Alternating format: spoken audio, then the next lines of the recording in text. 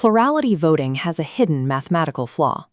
Under the traditional system of simply choosing one candidate, a unified minority can easily conquer a divided majority. In the 2016 Republican primary, Donald Trump captured the nomination by securing roughly 45% of the total popular vote. 55% of the Republican base rejected Trump, but fractured across a massive field. Winner-take-all rules amplified this. In South Carolina, Trump won 32% of the vote. Because the remaining electorate was heavily split, he secured 100% of the state's delegates.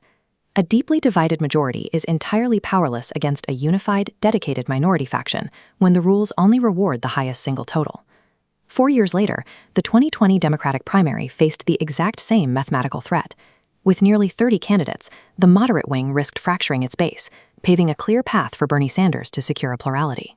The Democratic Party uses proportional delegate allocation.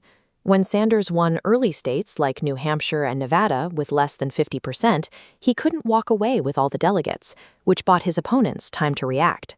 Facing the reality of the math, the moderate candidates executed a desperate workaround just 48 hours before Super Tuesday. They sacrificed their own campaigns. This flowchart illustrates that convergence. Responding to Joe Biden's decisive victory among black voters in South Carolina, Pete Buttigieg and Amy Klobuchar abruptly dropped out and endorsed him, pooling their voting blocks into a single insurmountable wave. Relying on backroom coordination and last-minute dropouts to avoid vote splitting is a fragile way to run an election. The Democrats secured a true majority, but they had to hack their own ballot system to do it. There is a mathematical mechanism designed to guarantee a majority consensus without requiring politicians to coordinate behind closed doors: ranked choice voting. When a voter gets this ballot, they don't just pick one name. They rank their preferences in a grid: first choice, second choice, and so on. This shows the tabulation logic. If no candidate hits 50%, the lowest performer is eliminated. Their votes instantly transfer to second choices. The cycle repeats. This shifts strategy, stripping backroom deals from politicians and automating consensus directly through voters. Apply those mechanics to the 2016 Republican primary.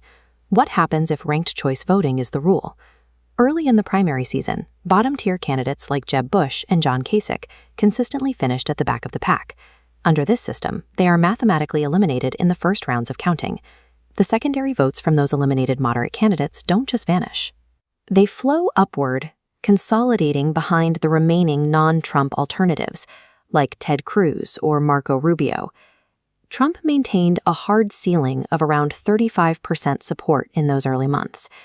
He was the first choice for his base, but he was rarely ranked as a backup option by the rest of the field, meaning he would receive almost zero transfer votes during those elimination rounds. A ranked ballot would have mathematically denied Trump those crucial early winner-take-all states. The invisible rules governing how a piece of paper is counted dictate the trajectory of an entire political party. Today, ranked choice voting is actively deployed in high-stakes jurisdictions, including Alaska, Maine, and municipal elections in New York City. But the system is facing intense political backlash. Roughly 17 states have already passed legislation explicitly banning its use. Partisan pushback is only one part of the story. The system also faces friction because it requires a complete shift in how voters approach the ballot. Plurality voting is cognitively easy.